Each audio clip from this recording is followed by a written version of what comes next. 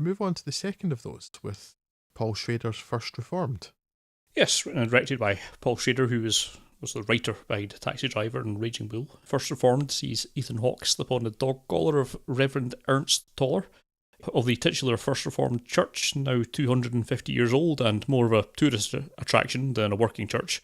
Nonetheless, there's a small flock to tend to, and he's called on to help Amanda Seyfried's Mary deal with her radical environmentalist husband, Philip Ettinger's Michael. He believes it's a mistake to bring a child into a world on the brink of ecological collapse and wants Mary to get an abortion, which I understand there's some religious resistance to. While counselling Michael, Toller reveals some of the heartache that's been brought into his life, his son being killed in the limited police actions in Iraq, and this may perhaps explain Toller's affinity for the bottle, and also his journal entries that attempt to rationalise his thoughts.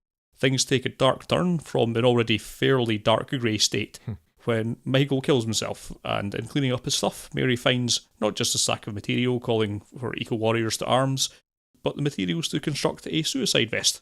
Toller's mission then becomes to comfort Mary while also dealing with the preparations for the upcoming church anniversary celebrations and his own rapidly failing health.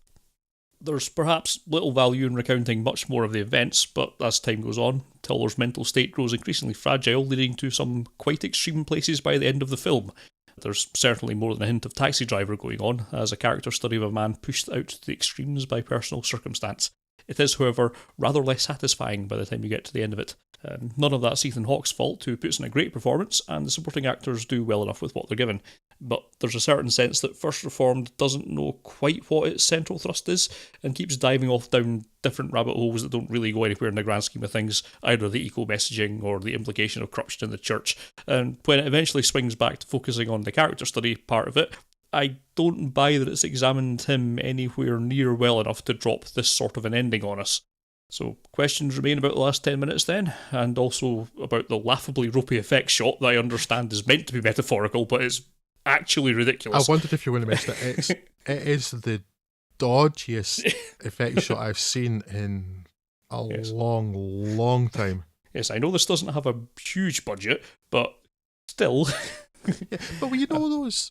You could used to be the one in the Trocadero in London, but in the 1990s used to be these places you go to have your own sort of like music video made and it had like really dodgy green screen effects behind you. Yeah. It looks like that. Yes, it's absolutely terrible. But yeah, for the bulk of it, it's an intriguing character study, and it's very well played by Ethan Hawke, as he so often does. So it fluffs the landing a bit, which means I can't be overly enthusiastic about the recommendation, but I do recommend it. I did enjoy it for what it was. I say the ending pushes credibility quite a lot, but up until that point, I'd really been quite intrigued by it, and quite liked the character. So yes, it is worth watching, but yes, unfortunately, it doesn't quite stick the landing. I wanted to like this more than I did, I think, and I still liked it quite a bit. I thought Ethan Hawke was great. Yes. We're both quite big fans of Ethan Hawke, Scott, aren't we? Absolutely, yes. But that ending, I just don't think it earned it. No, it really doesn't. I can understand them being pushed a little bit mentally, but it doesn't explain or show anything like enough to get to this sort of ending. It's out of nowhere, really. Well, I don't know, you say it's out of nowhere, it's like I kind of had for a good half of the film feeling that that's where it was going to go. But even while waiting for it, it didn't earn it. Yeah, I mean, that part is very much Chekhov's exploding vest, but there's other parts of it as well. Like, it's like Chekhov's barbed wire? Really? Okay, fair enough. But yeah, it's just weird. It didn't, like you say, it just didn't earn it. Another thing, I mean, I really loved the way it looked. Yeah. The Academy ratio that it's shot in is... The framing of that actually really works. It was very deliberately chosen. You could accidentally choose that, of course, but yeah. And Paul Schrader has been saying that, it's like he wanted to just, really focus on the characters and to cut anything else out. And it really works. It's a really, really attractively shot film, and the framing works really well. And so you're always focusing on just these things in the centre of frame, and it works so well. Kind of undermined by some of the music choices, though. And I got the general idea of what it was trying to say, I think, but the very first shot of the film, you see this really like low angle shot of this church and it approaches it, and there's all this kind of, it's like horror film music, and it's like kind of foreboding, and not quite creepy, but ominous, and it's just slow zooming in the church from a low angle. I'm like, okay, right, I get that. And then later on, that type of music recurs. Like, yeah, it's not, no, you're not selling that. There's no, it doesn't match. The sort of very doom-laden bits of music over the top of scenes of like environmental disaster and stuff. You know, like actually that would probably work better without music. And certainly not with this music. It doesn't match. Yeah. And it was kind of frustrating because I found that it was undercutting itself quite regularly. It's like undermining its own message. Or not that it's convinced it knew what its message was. I don't know. It's a frustrating film because there was so much to like in it. Yeah.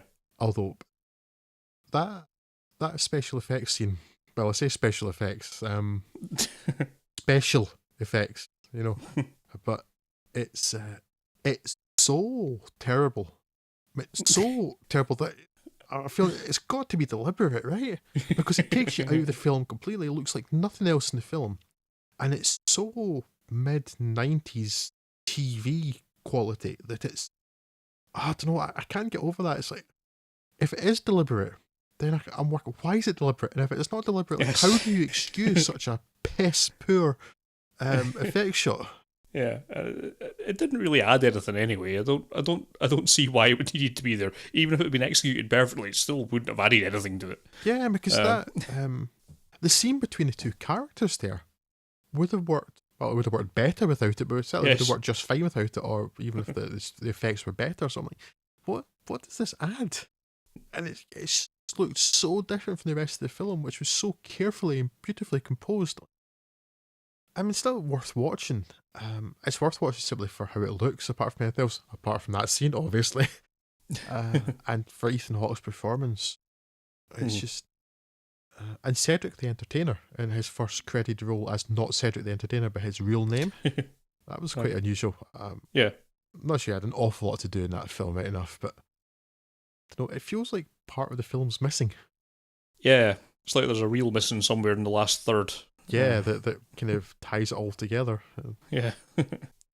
Yeah, I think we're on the same page with this. It's worth. There's enough good in here to make it worth watching, but again, it's hard to be hugely enthusiastic about recommending it. But it's worth sticking on your list and getting to it at some point.